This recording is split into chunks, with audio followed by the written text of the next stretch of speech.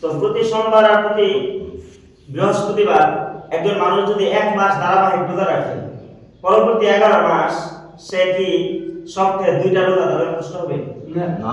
কথা বুঝতেছেন না? পরবর্তীতে 11 মাস সপ্তাহে মাত্র কয়টা রোজা? 2টা, সোমবার আর বৃহস্পতিবার। আবার রাতের বেলায় তারাবি নেই, তারা তার জন্য কি হবে না? কঠিন হবে, ফজিলত হবে। ফজিলত কি? অনেক। তো নবী সাল্লাল্লাহু আলাইহি ওয়াসাল্লাম এই রমজান মাসে উম্মতকে বেশি বেশি ইবাদতের প্রতি উৎসাহিত করছেন, নিজে ইবাদত করছেন। রমজান মাসের শেষ দশকে যখন আসতেন নবী সাল্লাল্লাহু আলাইহি ওয়াসাল্লাম, হাদিসের মধ্যে আসছে কোমরের মধ্যে গামছা বাঁধা, পরিবারকে বলতো ঘুম নিষেধ, পরিবারের ভিতরে কোনো ঘুম নাই। তারপরে রাতের বেলা ইবাদত করা কি করতেন? শুরু করতেন।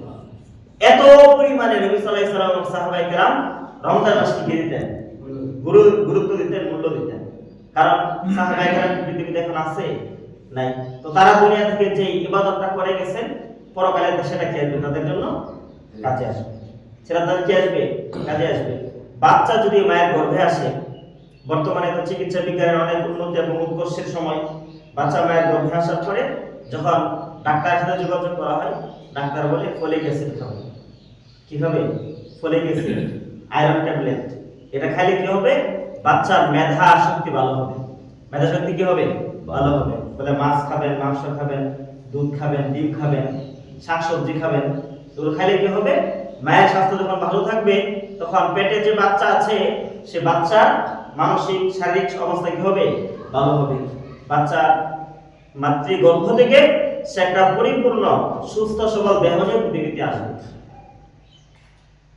ওসব বাচ্চা জানেও না তার জন্য কি জমা হচ্ছে, তার জন্য দুনিয়াতে কত আয়োজন চলতেছে এটা সে জানে না। সে তো জানে না যে তার জন্য কত আয়োজন পৃথিবীতে চলতেছে। যে সংসারে প্রথম নাতি হবে, হাই হাই কি মামাদের খুশি, নানার খুশি, নানির খুশি, মা বাবার খুশি তো আছে, বা দাদাদের তারাও কি খুব খুশি। একজনে চিন্তা করে যে আমার নাতির এই নাম রাখবো, নানা চিন্তা করে যে এই নাম রাখবো, নানি চিন্তা করে আরেক নাম, দাদা চিন্তা করে আরেক নাম। ঠিক আছে না? নাতি হইলে নাতির জন্য কিভাবে আকিকা করবে, আকিকার মধ্যে কারে কারে দাওয়াত দিব, কোন ঘরে নাতিরে রাখবো, কোন হাসপাতালে নিয়ে সিজার করাইবো, এই যে আয়োজন তার জন্য কি করতেছে? চলতেছে। রমজান মাস হলো এবার একটা মাস, এই মাসে মুমিন বান্দার জন্য জান্নাতকে সুসজ্জিত করা হয়। সুবহানাল্লাহ। জান্নাত কি করা হয়? সাজানো হয়। বাকি 11 মাস জান্নাতকে সাজানো হয় রমজান মাসে প্রদর্শন করে। আল্লাহ রাব্বুল আলামিন রমজান মাসে এরকম বিশেষত্ব দান করেছেন। এইজন্য রমজান আসার 2 মাস আগে থেকে নবী সাল্লাল্লাহু আলাইহি ওয়াসাল্লাম দোয়া করতেন, আল্লাহুম্মা বারিক লানা ফি রজব ওয়া শাবান ওয়া বাল্লিগনা রমজান। হে আল্লাহ, রজব এবং শাবান এই 2 মাসে বরকত দেন আর আমাদেরকে রমজান পর্যন্ত পৌঁছায় দেন। সুবহানাল্লাহ। রমজান মানে একটা ইবাদতের একটা অফার, ইবাদতের একটা মৌসুম। এই মাসে আল্লাহ রাব্বুল আলামিন কোরআনকে নাযিল করেছেন। কোরআন তেলাওয়াতের অনেক ফজিলত। এই মাসে আল্লাহ রাব্বুল আলামিন একটা রাত দিবেন, লাইলাতুল কদর। আগামী জুমায় আলোচনা করব ইনশাআল্লাহ। তো লাইলাতুল কদর এমন একটা রাত দিবেন এই মাসে আল্লাহ রাব্বুল আলামিন, যে এই রাতকে আল্লাহ নিজে বলেছেন খায়রুন মিন আলফি শাহরিন। 1000 রাত, একজন মানুষ 1000 রাত 83 বছর যদি কোনো মানুষ কি করে? ইবাদত বন্দেগী করে, 83 বছর একজন মানুষ ইবাদত বন্দেগী করলে যে পরিমাণ সওয়াব পাবে, এই এক রাতে ইবাদত বন্দেগী করলে আল্লাহ এর চেয়ে সওয়াব দিয়ে দিবেন। সুবহানাল্লাহ। এই যে রমজান মাস আমাদের কিন্তু আস্তে আস্তে শেষ হয়ে যাচ্ছে। অলরেডি 10 দিন প্রায় শেষ। আজকে 9 তারিখ না? তাহলে আগামীকাল 10 তারিখ। রমজান মাস কিন্তু আমাদের আস্তে আস্তে শেষ হয়ে যাচ্ছে। রমজানের সময়গুলো যেন আমাদের নষ্ট না হয়। রাতের বেলায় তারাবির নামাজ পড়ে দ্রুত ঘুমিয়ে যাবে। শেষ রাতে উঠে মা বোনেরা তারা রান্না বান্না করবে, আপনার তো কোনো কাজ নাই, আপনি তো রান্না বান্না করবেন না। আপনি উঠে উযু ইস্তিনজা করে সেরে আপনি তাহাজ্জুদের নামাজে দাঁড়াবেন, তাহাজ্জুদ পড়েন। খাবার প্রস্তুত রাখ পর্যন্ত আপনি কি করেন? তাহাজ্জুদের নামাজ পড়েন। এরপরে সাহরি খেয়ে ফজর নামাজ পড়ে ঘুমিয়ে যান। দিনের বেলা আপনার 2টা কাজ, জিকির আর কোরআন তেলাওয়াত। জিকির আর কি? কোরআন তেলাওয়াত। কোরআন তেলাওয়াত যারা পারেন না, রমজান মাসে কোরআন তেলাওয়াত শিখেন। এই মাসে কোরআন নাযিল হয়েছে, অধিক ফজিলত পাবেন। আর জিকিরের তো কোনো ফজিলতের শেষ নেই, আমরা অনেক সময় আলোচনা করেছি। হাঁটতেছেন, বসে আছেন, এই রমজান মাস অনেক কিছু করতে এমনিতেই ভালো লাগে না। ঠিক আছে? আপনি বসে বসে সুবহানাল্লাহি ওয়া বিহামদিহি সুবহানাল্লাহিল আযীম করতে থাকেন। অনেক সময় জিকির করতে করতে ভুলে যায়, তো আপনি না ভুললে একটা তাসবিহ হাতে রাখেন। তাসবিহ কি করবে? এটা আপনাকে স্মরণ করায় দিবে, আরে জিকির করতেছিলাম। তাসবিহটা কি করবে? স্মরণ করায় দিবে। তবে জিকির করতে থাকেন, কোরআনের তিলাওয়াত করতে থাকেন। রমজান মাসে যতগুলো আমল নবী সাল্লাল্লাহু আলাইহি ওয়াসাল্লাম আমাদেরকে শিখিয়েছেন তার মধ্যে একটা আমল হচ্ছে দান করা। তার মধ্যে একটা আমল কি বলেন তো? দান করা। হাদিসের মধ্যে আসছে সহিহ বুখারীর প্রথম খণ্ডে আব্দুল্লাহ ইবনে আব্বাস রাদিয়াল্লাহু তাআলা আনহু বলেন, কানা রাসূলুল্লাহ সাল্লাল্লাহু আলাইহি ওয়াসাল্লাম আজওয়াদুন নাস। নবী সাল্লাল্লাহু আলাইহি ওয়াসাল্লাম সমস্ত মানুষের মধ্যে সবচেয়ে বড় দানশীল ছিলেন। সমস্ত মানুষের মধ্যে সবচেয়ে বড় কি ছিলেন? দানশীল ছিলেন কে? নবীজি সাল্লাল্লাহু আলাইহি ওয়াসাল্লাম।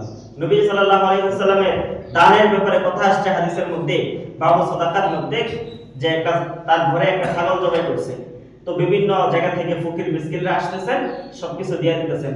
তো আয়েশা রাদিয়াল্লাহু তাআলা আনহা দিতে দিতে দিতে দিতে ছাগলের একটা রান আছে, সব কি করছে? মানুষকে দিয়ে দিচ্ছে। রাসূল সাল্লাল্লাহু আলাইহি ওয়াসাল্লাম আমাদের আয়েশাকে জিজ্ঞেস করেন, আয়েশা কি দিয়েছো আর কি বাকি আছে? রাসূল সাল্লাল্লাহু আলাইহি ওয়াসাল্লাম কি আমাদের আয়েশা সিদ্দিকা রাদিয়াল্লাহু তাআলা আনহা জবাব দেন যে হুজুর একটা পার্শ্ব ছাড়া পুরাটাই দিয়ে দিছি, মানে একটা পার্শ্ব রাখছি, সবকিছু দিয়ে দিছি। রাসূল সাল্লাল্লাহু আলাইহি ওয়াসাল্লাম বলেন একটা পার্শ্বই তুমি দেও নাই, বাকি সবকিছু রাখছি। সুবহানাল্লাহ। বুঝেন নাই? মানে তুমি যেটা দিয়ে দিছো সেটা তোমার আমলনামার জন্য সংরক্ষিত হয়ে গেছে, আর যেটা তুমি রাইখা দিছো এটাই তুমি দেও নাই। কথা বুঝতেছেন? তো নবী সাল্লাল্লাহু আলাইহি ওয়াসাল্লাম মানুষের মধ্যে সবচেয়ে বড় কি ছিলেন? দানশীল ছিলেন। সবচেয়ে বড় কি ছিলেন? দানশীল। এজন্য যখন নবী সাল্লাল্লাহু আলাইহি ওয়াসাল্লামের ঘরে কোনো ফকির মিসকিন আসতেন, কাউকে খালি হাতে ফিরিয়ে দিতেন। যদি ঘরের মধ্যে একটা হাত দিয়ে থাকতো, তারপরে একটা হাত দিয়ে বলতেন আমার ঘরে রুটি আছে, তুমি রুটি নিয়ে যাও। তারা কি করতেন? খালি হাতে ফিরিয়ে দিতেন না। তো হযরত আব্দুল্লাহ ইবনে আব্বাস রাদিয়াল্লাহু তাআলা বলেন, কানা রাসূলুল্লাহ সাল্লাল্লাহু আলাইহি ওয়াসাল্লাম আজওয়াদুন নাস। নবী সাল্লাল্লাহু আলাইহি ওয়াসাল্লাম সমস্ত লোকদের মধ্যে সবচেয়ে বড় দানশীল ছিলেন। ওয়া কানা আজওয়াদু মা কানা ফি রমাদান। আর নবী সাল্লাল্লাহু আলাইহি ওয়াসাল্লাম সবচেয়ে বেশি দান করতেন রমজান মাসে। সবচেয়ে বেশি দান করতেন কোন মাসে? রমজান মাস। তো রমজান মাসে আমরা যখন কি করব? দিনের বেলা রোজা রাখবো, রাতের বেলা তাহাজ্জুদ এবং তারাবির নামাজ আদায় করব। আমাদের সামর্থ্য অনুযায়ী আমরা ফকির মিসকিনকে, গরিব আত্মীয়-স্বজনকে কি করব? দান করব। দান করার অসংখ্য ফজিলত, হাজার রকমের ফজিলত আল্লাহ রাব্বুল আলামিন কোরআনের মধ্যে বর্ণনা করেছেন। আল্লাহ রাব্বুল আলামিন কোরআনে কারিমের এক জায়গায় বলেন, লান তানালুল বিররা হাত্তা তুনফিকু মিম্মা তুহিব্বুন। লান তানালুল বিররা হাত্তা তুনফিকু মিম্মা তুহিব্বুন।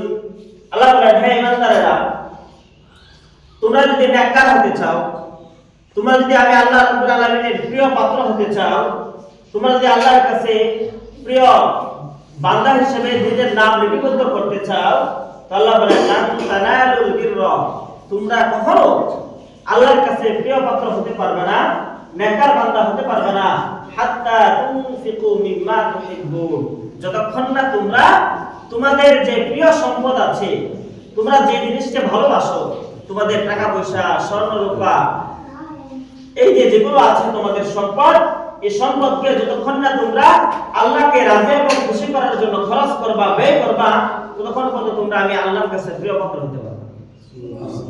এজন্য আল্লাহ রাব্বুল আলামিন আমাদেরকে যতটুকু সামর্থ্য দিয়েছেন, সেই সামর্থ্যের আলোকে আল্লাহর রাস্তায় খরচ করতে বলছেন। কি করতে বলছেন? খরচ করতে বলছেন। রমজান মাস এমনি সমস্ত ইবাদতের অনেক অনেক ফজিলত আল্লাহ রাব্বুল আলামিন দিয়ে দিয়েছেন।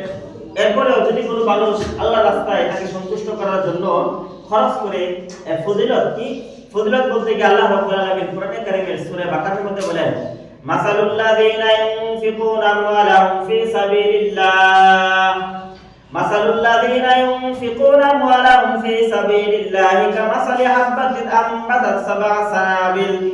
أنبتت سبع سنابل في كل سنبلة مئة حبة والله يضاعف لمن يشاء والله واسع عليم। আল্লাহ বলেন, আমার বান্দারা, মাসালুল লাযিনা ইউনফিকুনা আমওয়ালাহুম ফি সাবিলিল্লাহ, আল্লাহ রাব্বুল আলামিন বলেন, যারা তাদের সম্পদকে, তাদের টাকা পয়সা, স্বর্ণ রূপা, কৃষি পণ্য আল্লাহর রাস্তায় খরচ করবে, তাদেরকে আমি কি পরিমাণ সওয়াব দিব। আল্লাহ রাব্বুল আলামিন একটা উদাহরণ দিচ্ছেন। উদাহরণটা কেমন? আল্লাহ বলেন, মনে করো যে ব্যক্তি আল্লাহর রাস্তায় 1 টাকা দান করলো, এই ব্যক্তিকে আমি কি পরিমাণ সওয়াব দিব, এটা বোঝাইতে গিয়ে আল্লাহ বলেন, মনে করো তুমি একজন কৃষক, তুমি কৃষক মানুষ, তুমি এটা খুব ভালো বুঝবা। আল্লাহ বলেন, মনে করো তুমি একটা ধানের শীষ তুমি একটা জমিনে রোপণ করছো, একটা ধানের শীষ কোথায় রোপণ করছে? জমিনে রোপণ করছে। তো একটা দানের শীষ থেকে মনে করো 7টা জ্বালা বের হয়েছে। কি বের হয়েছে? 7টা জ্বালা। এই ব্যক্তি এই 7টা জ্বালা নিয়ে আবার জমিনে কি করলো? লাগাইলো। এই 7টা জ্বালার প্রত্যেকটার মধ্যে আরো 100টা করে কি বের হইলো? দান শীষ বের হইলো, মানে দান বের হইলো। 700টার মধ্যে আর 100টা করে কি? 7টার মধ্যে আর 100টা করে, তাহলে 7 100 কত হয়? 700। তো আল্লাহ রাব্বুল আলামিন বলেন, যারা আমার রাস্তায় খরচ করে আমাকে সন্তুষ্ট করার জন্য যারা দান করে, যারা আত্মীয়-স্বজনকে দান করে, পাড়া প্রতিবেশীকে দান করে, মসজিদ মাদ্রাসায় দান করবে, নাম কামানোর জন্য না, লোক দেখানোর জন্য না, নিজের নামকে বড় লোক হিসেবে প্রকাশ করার জন্য না, মানুষের কাছে নিজেকে দানবীর হিসেবে প্রকাশ করার জন্য না, আল্লাহ বলেন ফি সাবিলিল্লাহ, আল্লাহর রাস্তায় যারা দান করবে তাদের দৃষ্টান্ত হলো ওই ব্যক্তির মতো। মাসালুল্লাযিনা ইউনফিকুনা আমওয়ালাহুম ফি সাবিলিল্লাহ কামাসালি হাববাতিন আমবাতাত সাবআ সানাবিলা, এমন একটা দানের শীষের মতো, এমন একটা শস্য দানার মতো, যে শস্য দানাটাকে জমিনে রোপণ করা হয়েছে, তার থেকে 7টা গাছ বের হয়েছে। ফি কুল্লি সুমবুলাতিন মিয়াতু হাব্বা, আবার এই 7টা গাছের মধ্যে 100টা করে শীষ বের হয়েছে। তো যে ব্যক্তি আল্লাহর রাস্তায় 1 টাকা দান করলো, ওই ব্যক্তির দৃষ্টান্ত হলো ওই ব্যক্তির মতো যে একটা দানের শীষ থেকে 700টা ধান পাইলো। আল্লাহ বলেন, আমি তোমাদেরকে বুঝাইতে চাইলাম, তুমি যদি আমার বান্দা আমাকে সন্তুষ্ট করার জন্য আমার রাস্তায় খরচ করো, আমি আল্লাহ রাব্বুল আলামিন 1 টাকার বিনিময়ে কমপক্ষে তোমাকে 700 টাকা খরচ করার সওয়াব দিয়ে দেব। সুবহানাল্লাহ। 1 টাকার বিনিময়ে কমপক্ষে কত টাকা? 700 টাকা। এরপরে আল্লাহ বলেন, আল্লাহু ইউযাইফু লিমান ইয়াশা, আল্লাহু ইউযাইফু লিমান ইয়াশা ওয়াল্লাহু ওয়াসিউন আলীম। আল্লাহ বলেন, আরে আমি তো সাধারণভাবে তোমাদেরকে 1 টাকা খরচ করলে কমপক্ষে 700 টাকা কি দিব? সওয়াব দিব। আল্লাহু ইউযাইফু লিমান ইয়াশা, আর যার দানটা শুধুমাত্র আমাকে সন্তুষ্ট করার জন্য হবে, যে দুনিয়ার অন্য কোনো মাকসাদে দান করবে না, গোপনে দান করবে, প্রকাশ্যে দান করবে, আল্লাহ বলেন 700 গুণ তো তোমাদেরকে বোঝানোর জন্য বললাম, যাকে ইচ্ছা আমি ডবল ডবল বানাই দেব। সুবহানাল্লাহ। যাকে ইচ্ছা আল্লাহ তাআলা ডবল ডবল কি করবে? বানাই দিবে। ওই যে আপনাদের উদাহরণ দিয়েছিলাম, মাতৃগর্ভে শিশু জানতেছে না তার জন্য কি হচ্ছে, আপনিও জানতেছেন না আপনার 1 টাকার জন্য কি কি আপনার জন্য তৈরি করা, আপনি বুঝতেছেন না। কিন্তু বুঝবেন কখন? যখন আপনি কি করবেন? মৃত্যু বরণ করবেন। মৃত্যু বরণ যে করবেন, এখানে কোনো সন্দেহ আছে না? কোনো সন্দেহ নাই। জান্নাত সত্য, জাহান্নাম সত্য। সুতরাং এখন থেকে আমাদের কি নিতে হবে? জান্নাত এবং জাহান্নাম থেকে প্রস্তুতি নিতে হবে। জান্নাতে প্রবেশ করার প্রস্তুতি, জাহান্নাম থেকে বেঁচে থাকার কি প্রস্তুতি। আল্লাহ রাব্বুল আলামিন বলেন, যারা আল্লাহর রাস্তায় খরচ করবে, কাল কিয়ামতের ময়দানে তাদের কোনো ভয় থাকবে না, কোনো পেরেশানি থাকবে না, কোনো ভয় থাকবে না, কোনো পেরেশানিও থাকবে না। হাসরের ময়দানটা কেমন হবে এটা বুঝে থেকে আল্লাহ রাব্বুল আলামিন বলেন, এমন একটা ভয়াবহ অবস্থা হবে যেদিন ভাই ভাইকে জিজ্ঞেস করবে না, বাপ তার সন্তানকে জিজ্ঞেস করবে না, সন্তান বাপকে জিজ্ঞেস করবে না, স্বামী স্ত্রী একে অপরের পরিচয় দিবে না। এমন একটা মুহূর্তেও আল্লাহ রাব্বুল আলামিন বলেন, যারা আল্লাহর রাস্তায় খরচ করবে, আল্লাযিনা ইউনফিকুনা ফি সাবিলিল্লাহ বিল্লাইলি ওয়ান নাহার সিররান ওয়া আলানিয়াতান, আল্লাহ বলেন যারা গোপনে প্রকাশ্যে মানুষের সামনে মানুষের অজান্তে দিনে এবং রাতে আল্লাহ রাব্বুল আলামিনকে সন্তুষ্ট করার জন্য খরচ করবে, দান করবে, লা খাউফুন আলাইহিম ওয়া লা হুম ইয়াহজানুন, তাদের কোনো ভয় নাই, কাল কিয়ামতের ময়দানে তারা পেরেশান হবে না। সুবহানাল্লাহ। কাল কিয়ামতের ময়দানে তারা কি হবে না? পেরেশান হবে না। তাদের আলাদা একটা সামিয়ানা করা হবে, আলাদা একটা প্যান্ডেল করা হবে। এই যারা দানশীল ছিল, দানশীল ব্যক্তিরা আলাদা সামিয়ানার ভিতরে আলাদা প্যান্ডেলের নিচে থাকবে, অথচ তারা দেখবে বিভিন্ন মানুষ পেরেশান, একজন অপরজনকে জিজ্ঞেস করতেছে না। আল্লাহ বলেন, আল্লাহ হিল্লাহু ইয়াউমাইযিন বা'দুহুম লিবা'দিন আদুবুন, কিয়ামতের ময়দানটা এমন একটা ভয়াবহ অবস্থা তৈরি হবে, এক বন্ধু আরেক বন্ধুর শত্রুতে পরিণত হবে। বন্ধু বন্ধুকে জিজ্ঞেস করবে না। ইয়াউমা ইয়াফিরুল মার'উ মিন আখিহি ওয়া আবিহি ওয়া সাহিবাতিহি ওয়া বানিহি, আল্লাহ বলেন এমন এক অবস্থা তৈরি হবে, ইয়াফিরুল মার'উ মিন আখিহি, মানুষ তার ভাইকে দেখে পলায়ন করবে, ওয়া আবিহি, তার পিতাকে দেখে পলায়ন করবে, ওয়া সাহিবাতিহি, তার স্ত্রীকে দেখে পলায়ন করবে, ওয়া বানিহি, যে সন্তানের জন্য পৃথিবীতে মানুষ এত কিছু করে, সন্তানের জন্য চুরি করে, রাজাদারি করে, ডাকাতি করে, দুর্নীতি করে, ঘুষ খায়, সন্তানকে খাওয়ানোর জন্য পড়ানোর জন্য আল্লাহ বলেন ও বানিহি কিয়ামতের ময়দানে এমন একটা অবস্থা হবে মানুষ তার নিজেকে নিয়ে এত পরিমাণে ব্যস্ত থাকবে সে তার সন্তানকে দেখবে সন্তানের কাছে বাবার পরিচয় দিবে না সন্তান বাবার কাছে নিজের পরিচয় দিবে না যে আমি তোমার সন্তান বাবা বলবে না আমি তোমার মা মা বলবে না আমি তোমার বাবা এইভাবে কেউ কারোর কাছে কি দিবে না পরিচয় প্রকাশ করবে না পরিচয় দিবে না আল্লাহ বলেন কাল কিয়ামতের ময়দানে এই বিভীষিকাময় পরিস্থিতির মধ্যেও এক শ্রেণীর মানুষ তারা নিশ্চিন্তে পেরেশানিতে থাকবে তাদের কোনো ভয় থাকবে না পেরেশানি থাকবে না তারা কারা আল্লাহ বলেন আল্লাযীনা ইউনফিকুনা ফি সাবিলিল্লাহি বিল্লাইলি ওয়ান নাহারি সিররান ওয়া আলানিয়াতান যারা প্রকাশ্যে গোপনে দিনে রাতে আল্লাহ রাব্বুল আলামিনের রাস্তায় খরচ করবে কাল কিয়ামতের ময়দানে তাদের কোনো ভয় থাকবে না পেরেশানি থাকবে সুবহানাল্লাহ কাল কিয়ামতের ময়দানে তাদের কোনো ভয় থাকবে না পেরেশানিও থাকবে না এরপরে আল্লাহ রাব্বুল আলামিন আরেক আয়াতের মধ্যে বলেন দেখেন আমরা আমাদের ধন সম্পদ ব্যাংকে নিয়ে জমা রাখি না ব্যাংকের মধ্যে কিন্তু লোকারের মধ্যে স্বর্ণরূপ রাখা যায় আবার নগদ টাকা তো আমরা সবাই কি করি ব্যাংকের মধ্যে রাখি তার কাছে 10 লাখ 20 লাখ টাকা আছে সে গয়না রেখে কোথায় রাখে ব্যাংকের মধ্যে রাখে তো ব্যাংকের মধ্যে টাকাটা রাখে টাকাটা কি ব্যাংকের মধ্যে যে থাকে সে কি মনে করে যে টাকা আমার না কথা বুঝতেছেন টাকা কি ব্যাংকের মালিকানায় চলে যায় না তার মালিকানায় থাকে আপনার 10 লাখ টাকা আপনি ব্যাংকে রাখে আসছেন সেভিংস অ্যাকাউন্টে টাকার মালিক কে আপনি নিজে না আপনি এটা জানেন যে কোনো সময় আপনি ব্যাংকে গেলে ব্যাংক থেকে কি আনতে পারবেন টাকা আনতে পারবেন আল্লাহ রাব্বুল আলামিন বলেন ওমা তুনফিকু মিন শাইইন ফি সাবিলিল্লাহ ওমা তুনফিকু মিন শাইইন ফি সাবিলিল্লাহি ইউওয়াফা ইলাইকুম আনতুম লা তুযলামুন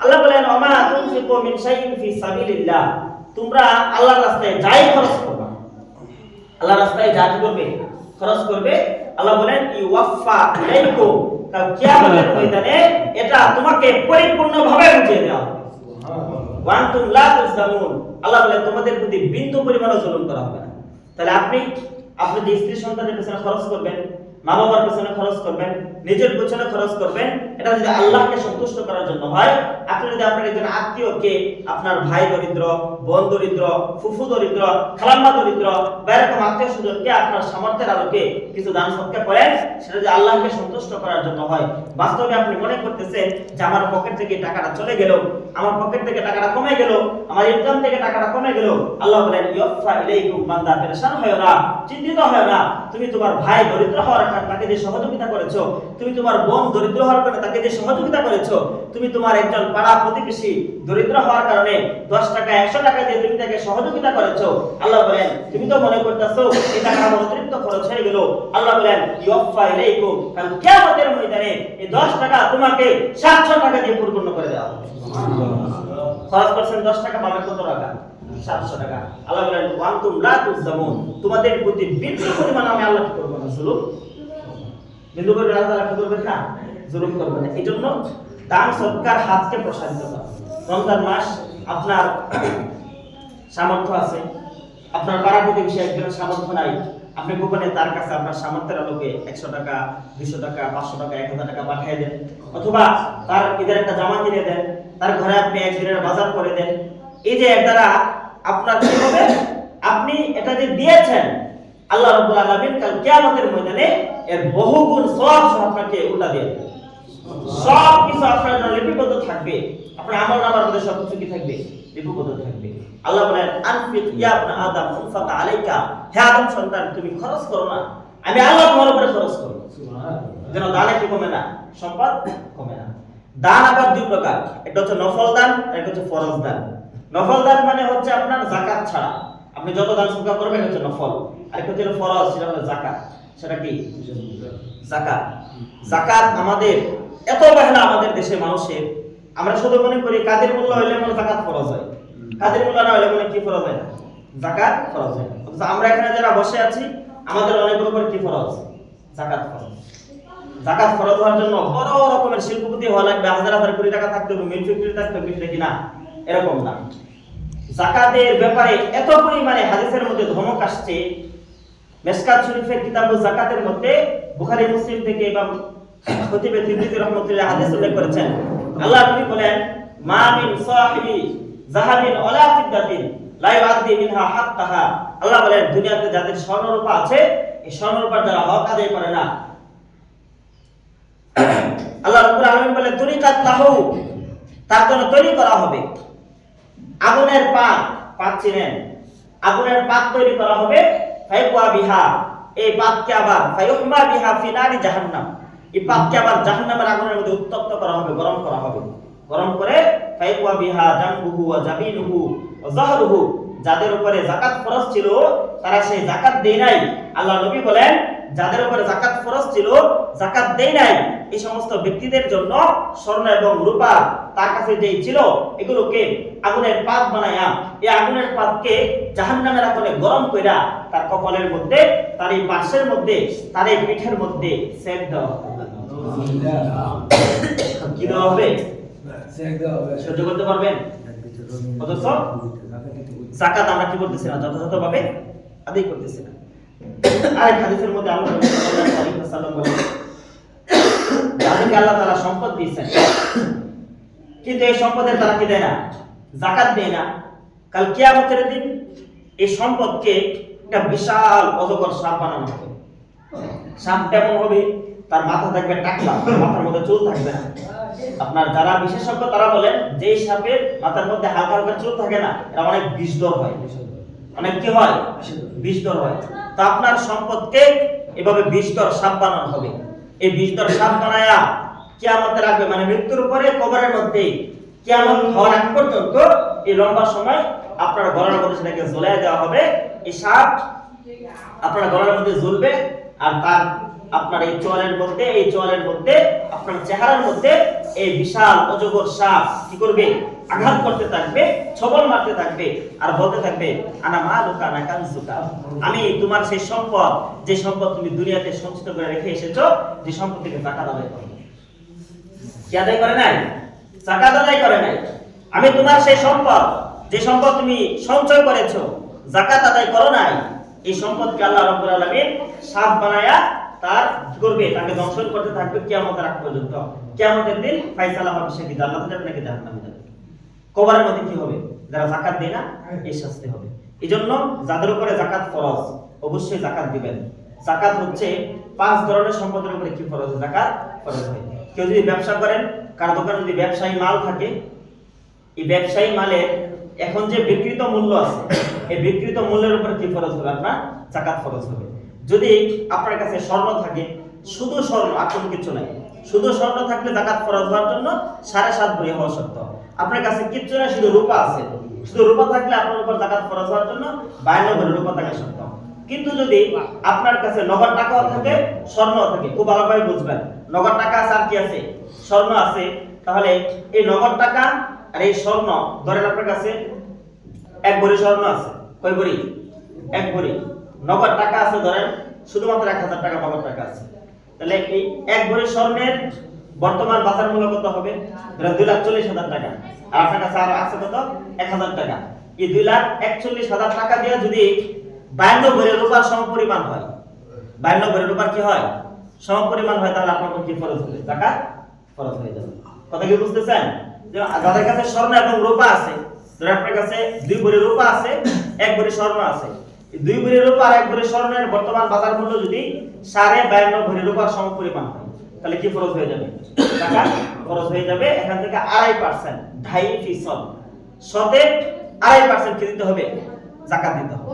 যদি যাকাত না দেয় তাদের উপরে যাকাত ফরজ। অনেকেরই স্ত্রী, মা, বোন তাদের স্বর্ণ থাকে, স্বর্ণের কি দেয় না, মাসের বছরের পর বছর কি দেয় না, যাকাত দেয় না, এই স্বর্ণের কি দিতে হবে? যাকাত দিতে হবে।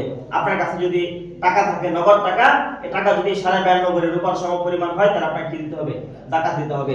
আপনার দোকানে যদি ব্যবসায়ী সম্পদ থাকে, এই সম্পদের মূল্য যদি, এই সম্পদের মূল্য, দোকানে যে মালামাল আছে, এই মালামালের মূল্য যদি 52.5 ভরি রূপার সমপরিমাণ হয় বর্তমান বাজার হিসেবে, ধরেন 52.5 ভরি রূপার মূল্য কত হতে পারে?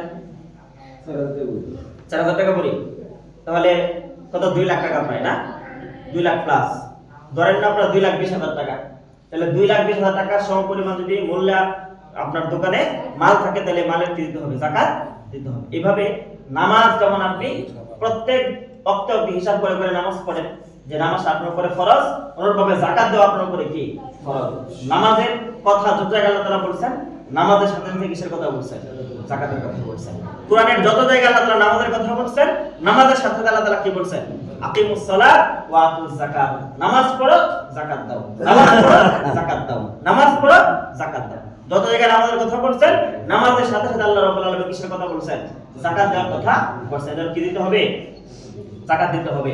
আপনার কতটুকু সম্পদ আছে, ব্যাংকে আছে নাকি আপনার নগদ ঘরে আছে, স্বর্ণ আছে নাকি নাই, ব্যবসায় পণ্য আছে নাকি নাই, এটার জন্য বিভিন্ন জনের কাছে জিজ্ঞেস করা দরকার। আপনার নিজেকে নিজে জিজ্ঞেস করতে হবে আপনার যাকাত ফরজ। এইভাবে দেখেন পরিমাণটা কিন্তু খুব বেশি না। 1000 টাকার মধ্যে কত টাকা? 2.5 টাকা। ঠিক আছে? তো 40,000 টাকার মধ্যে কত টাকা আসে? 2.5 হ্যাঁ 100 এর মধ্যে হলো 2.5 টাকা। ঠিক আছে? তো আপনার 100 এ 2.5%, এটা খুব বেশি? 100 এ 2.5%, 40 ভাগের 1 ভাগ, এটা তো খুব বেশি না। কিন্তু এর জন্য আপনার শাস্তি কিন্তু মারাত্মক। চিন্তা করেন, একটা অজগর সাপ যদি একজন মানুষের গলার মধ্যে ঝুলাই দেওয়া হয়, এই সাপ তাকে দংশন করতে থাকবে আর বলতে থাকবে আনা মালুকা আনা কানজুকা, আমি তোমার সেই মাল। যে মাল আপনি দুনিয়াতে ফালায় রেখে গেছেন, এই মালের জন্য আপনার কবরে কি হচ্ছে? শাস্তি হচ্ছে। আচ্ছা, আপনি যদি হিসাব করে শতকরা 2.5% যাকাত দিয়ে দেন তাহলে কি হইতো না? শাস্তি হইতো না। কারণ রমজান মাস আমরা যেমন নামাজের প্রতি গুরুত্ব দিতেছি, রোজার প্রতি গুরুত্ব দিতেছি, যাদের নগদ অর্থ আছে, স্বর্ণরূপা আছে, ব্যবসায়ী মাল আছে, এই নগদ অর্থ, ব্যবসায়ী মাল, স্বর্ণরূপার হিসাব করে যদি কেউ হিসাব মিলাইতে না পারেন, আমাদের সাথে যোগাযোগ করবেন। আপনার কি কি আছে এটা জানাবেন, তাহলে আমরা আপনার হিসাব কি করবো? বের করে দিতে পারবো। সেভাবে কি করবেন? এই রমজান মাস যাকাত দিলে আরো বেশি সওয়াব পাওয়া যাবে। পারবেন তো ইনশাআল্লাহ? আল্লাহ রাব্বুল আলামিন কাকে দিবেন এটা বলে দেই। প্রথম হকদার হচ্ছে আপনার আত্মীয়স্বজন। যাকাতের প্রথম হকদার কে? আপনার আত্মীয়স্বজন। স্বামীর যাকাত স্ত্রীকে দেওয়া যাবে না, স্ত্রীর যাকাত স্বামীকে দেওয়া যাবে না। আর আপনার যাকাত আপনার ছেলে মেয়ে, নাতি নাতনিদেরকে দিতে পারবেন না, আপনার মা বাবা দাদা দাদিদেরকে দিতে পারবেন না। কথা বুঝছেন? স্বামী স্ত্রী একজন অপরজনকে যাকাত দিতে পারবে না। আর হচ্ছে আসল আর ফরা, তার নিচে যারা আছে, আমার থেকে আমার সন্তান, আমার সন্তান থেকে আমার নাতি, আমার উপরে যারা আছে, আমার মা, আমার বাবা, আমার নানি, তারপর হচ্ছে আমার দাদা, এরকম যারা আছে, এদের কি দেওয়া যাবে? যাকাত দেওয়া যাবে না। এছাড়া বাকি যারা আত্মীয়স্বজন আছে, আপনার বোনকে আপনি দিতে পারবেন, যাকাত দিতে পারবেন, আপনার ভাইকে দিতে পারবেন, আপনার খালুকে দিতে পারবেন, খালামাকে দিতে পারবেন, ফুফুকে দিতে পারবেন, ফুফাকে দিতে পারবেন, এদেরকে কি দেওয়া যাবে? যাকাত দেওয়া যাবে। এই জন্য আত্মীয়স্বজন খোঁজ করে আপনার কোন আত্মীয়টা একটু দুর্বল, তাকে আপনি কি দিবেন? রমজানে যাকাতের টাকাটা দিয়ে দিবেন। একটা মাসলা। আরেকটা মাসলা হলো, আপনি বিভিন্ন মাদ্রাসাগুলো যে আছে, মাদ্রাসাগুলো যে লিল্লাহ বোর্ডিং আছে, মাদ্রাসাগুলোর কি বোর্ডিং? লিল্লাহ বোর্ডিং, যেখানে এতিম গরিব ছাত্রদেরকে মাদ্রাসা কর্তৃপক্ষ ফ্রি খাবার দেয়। তো ওই ফ্রি টাকাটা যে ফ্রিতে খাবার দেয়, এই টাকাটা কোথা থেকে আসে? কোনো কিছু আর ফ্রি পাওয়া যায় না, কিনে আনতে হয়। এটা হচ্ছে আপনি সেখানে যাকাত দিতে পারবেন। তাহলে আপনার যাকাতের টাকা দিয়া এতিম গরিব ছাত্ররা সারা বছর মাদ্রাসায় খেয়ে, লিল্লাহ বোর্ডিং খেয়ে কোরআন পড়বে, হাদিস পড়বে, আপনি একদিকে যাকাতের সওয়াব পাবেন, আবার তাদেরকে যে আপনি সহযোগিতা করতেছেন এর জন্য আলাদা কি পাবেন? সওয়াব পাবেন, সদকা জারিয়ার সওয়াব পাবেন। এজন্য যাদের যাকাত পরিমাণ মাল আছে আজকে গিয়ে হিসাব করবেন, যাদের করে স্বর্ণ আছে হিসাব করবেন, প্রয়োজন আমাকে ফোন দিবেন, জানবেন এতটুকু আছে হুজুর, কিভাবে যাকাতটা কিভাবে খরচ হবে। যাকাত দিবেন, দেওয়ার ক্ষেত্রে সবচেয়ে গুরুত্বপূর্ণ হলো নিজের যারা আত্মীয়স্বজন আছে তাদেরকে দেওয়া। আত্মীয়স্বজন দেওয়ার পরে আপনি মন চাই দিতে পারবেন, বিভিন্ন মাদ্রাসা লিল্লাহ বোর্ডিংও দিতে পারবেন। কথা বুঝতে পারছেন? আল্লাহ রাব্বুল আলামিন আমাদেরকে রমজানের পরিপূর্ণ ফাজাইল হাসিল করে তৌফিক দান করুন। সকলে বলুন আমিন।